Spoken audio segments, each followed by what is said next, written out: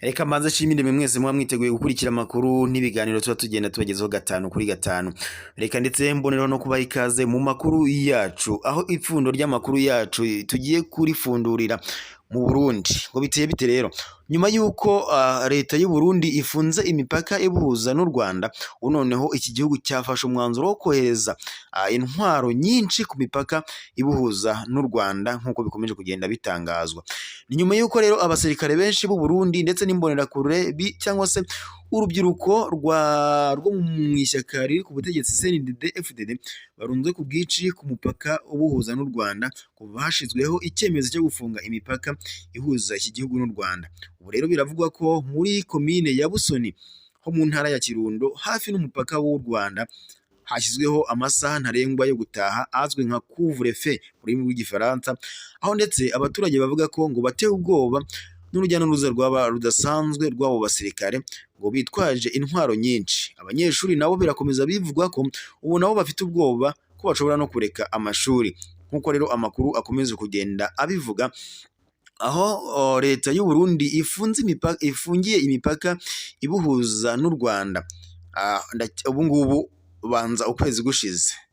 Abasirikare rero benshi bashyizwe ku nkombe z'ibiyaga bya Rweru ndetse na Cyohoha muri komine ya Busoni ndetse na Bugabira, ndetse bikavuga ko no mu gice cya komine Ntega ikora ku ruzi rw'Akanyaru naho aba basirikare bamaze kuhashyirwa. Nk'uko rero amakuru aturuka mu Burundi akomeza kugenda abitangaza, aba basirikare bari gukorana n'imbonerakure cyangwa se uru rubyiruko ruri mu ishyaka riri ku butegetsi CNDD-FDD hamwe ndetse ngo n'abayobozi b'inzego z'ibanze mu gukomeza ngo kwirindira umutekano w'igihugu cyabo.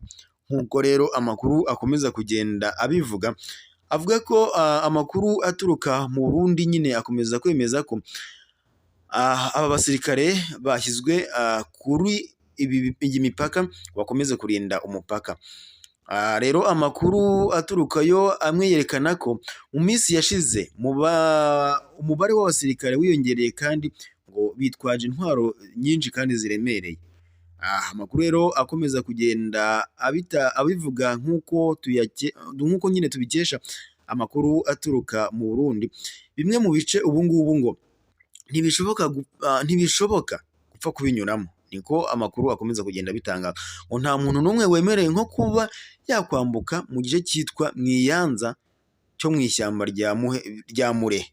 Amakuru rero akomeza kugenda avuga ko mbere byari byoroshye cyane rwose ngo kuba waca muri zone ya Gatare muri komine ya Busoni kugira ngo ube wagera muri zone ya Gisenyi cyangwa se ngo ugere mu gace ko mu ishyamba ko mu muhanda cyangwa se kugira ngo ugere mu muhanda wa kaburimbo uhuza u Rwanda n'u Burundi. Ariko kugeza kuri uyu munsi wa none ngo ntibisanzwe cyangwa se birakomeye cyane ngo kubera ko urugendo rwo kugira ngo uhagere nibura ngo biba bigusaba ibirometero hafi 20, mu gihe mu minsi ishize ngo inzira ya bugufi kugira ngo abaturage bagere kuri iki gice bakoreshaga byibuze ibirometero biri munsi y'icumi. Amakuru rero akomeza kugenda atangazwa n'u Burundi cyangwa se amakuru aturuka i Burundi akomeza avuga ko kuri uyu munsi ndetse n'imodoka ngo urujya n'uruza rwazo rwagabanyutse. Abanyeshuri nabo ubu ngubu ntibakibasha kujya ku mashuri kubera ubwoba ngo bw'urujya n'uruza rw'aba basirikare. Bamwe mu bayobozi ndetse baremeza ko ngo kuba hari abasirikare benshi bitangiye ngo kubangamira abaturage ndetse n'ibikorwa byabo hadakuweho n'ingendo z'amamodoka. Bikavuga ko rero ngo ubu ngubu ndetse n'imodoka zitakibasha kugenda nk'uko byari bimeze. Amakuru rero akomeje guturuka muri leta y'u Burundi akomeza ashimangira ko ubu ngubu abasirikare benshi nyuma y'uko barunzwe kuri iyi mipaka, ubu ngubu abaturage ngo batewe ubwoba n'urujya n'uruza rwabo, ndetse abanyeshuri nabo ngo ubu ngubu ntibashobora no kuba bajya ku mashuri kubera ubwoba bafite. Amakuru rero akomeza yemeza ko ubu ngubu ndetse ngo imodoka zidafashe iyo shoferi cyangwa se imodoka zidashoboye gutaha mu masaha ya 2:00 cyangwa se imodoka zirengeje 2:00 zitarataha, ngo shoferi arafatwa hanyuma agatanga amafaranga ihazawe y'amafaranga 10,000 cyangwa se arenga. Ngo bitabaye ibyo ufashwa arajyanwa akararanwa ku birindiro. Amakuru kandi akomeza kugenda yemeza ko abaturage nabo ngo batabashe kubahiriza iyi gahunda, ubo icyo bakorerwa nuko bafatwa bagakubitwa n'abasirikare. niko amakuru aturuka i Burundi akomeza kugenda abitangaza.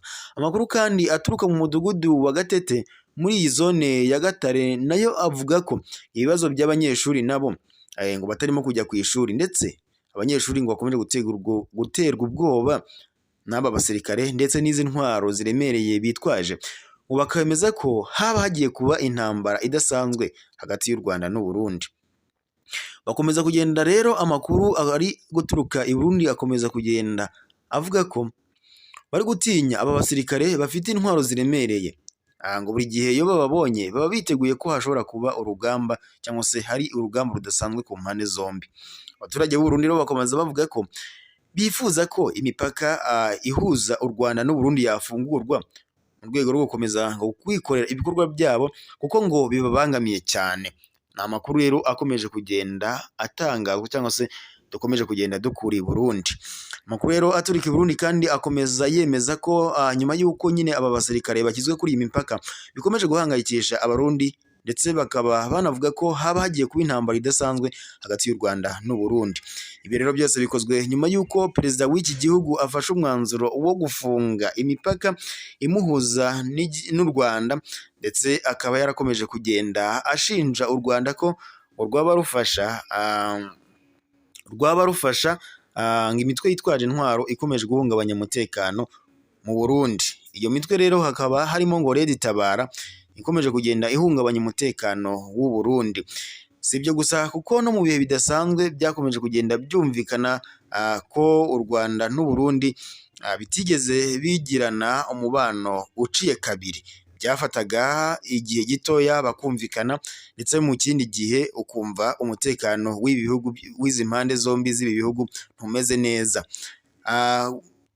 Dusubiye mu mateka ho gato, mu gihe cya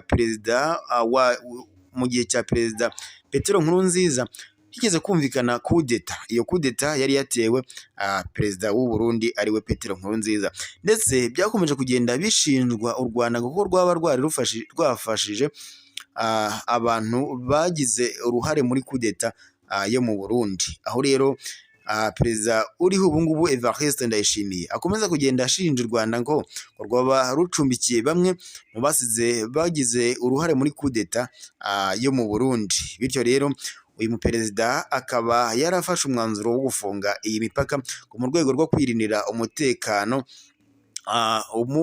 w'igihugu cye. Gusa mu bihe bitandukanye hakomeje kugenda hagumvikana amakuru ko u Rwanda rwaba rwarakomeje rufasha iki gihugu cy'u Burundi mu bihe bitandukanye. Humvikanye amakuru ko u Rwanda rwigeze gufasha iki gihugu igihe isoko rya Bujumbura ryashyaga, aho rero u Rwanda rwatanze inkunga yo kuzimya iri soko. Si ibyo gusa kuko hari n'ibindi bihe bitandukanye u Rwanda rwakomeje kugenda rufasha iki gihugu. Gusa amakuru rero akomeje kugenda acicikana, cyangwa se nk'uko amakuru akomeje kugenda avugwa, leta y'u Burundi yo yafashe umwanzuro wo gufunga imipaka ngo kubera ko iki gihugu ngo iki gihugu gishaka kwirindira umutekano wacyo, ndetse kikaba gishinja u Rwanda ko ngo rwaba rufasha umutwe wa Red Tabara ukomeje kuba uri muri Kongo. Nk'uko rero amakuru akomeje kugenda abivugwa mu myaka yashize, ubwo leta y'u Rwanda yatangaje ko yafashe bamwe mu basirikare b'umutwe wa Red Tabara ubwo bari ku butaka bw'u Rwanda, ngo bakaba bari bahinjiye mu buryo butemewe n'amategeko. Leta y'u Rwanda yarabafashe ibashyikiriza leta y'u Burundi. Rero leta y'u Rwanda igakomeza kugenda ivuga ko itakuba nyirabayazane wo guhungabanya umutekano w'ibihugu bituranye, ahubwo ko ngo leta y'u Rwanda yaba iya mbere mu gutera intambwe mu gufasha ibi bihugu nabyo kugera ku mutekano urambye. Abaturage b'u Burundi bakomeje kugenda binubira iki cyemezo cyafashwe cyo gufunga imipaka, ndetse bakaba basaba ko imipaka yafungurwa mu rwego rwo gukomeza gukora ibikorwa byabo bitandukanye. Hakomeje kugenda humvikanwa amakuru ko icyemezo cyo gufunga imipaka cyakomye mu nkokora ubucuruzi ndetse n'ibindi bikorwa bitandukanye byo muri iki gihugu. Nkuko rero bikomeje kugenda bitangazwa cyangwa se amakuru abitangaza, mu gihe gishize twumvise ko abarundi bari hanze y'igihugu bakomeje gusaba perezida w'iki gihugu ko yafungura imipaka, kubera ko nta nyungu abaturage babibonamo, ahubwo bakomeza kugenda babibonamo igihombo kidasanzwe.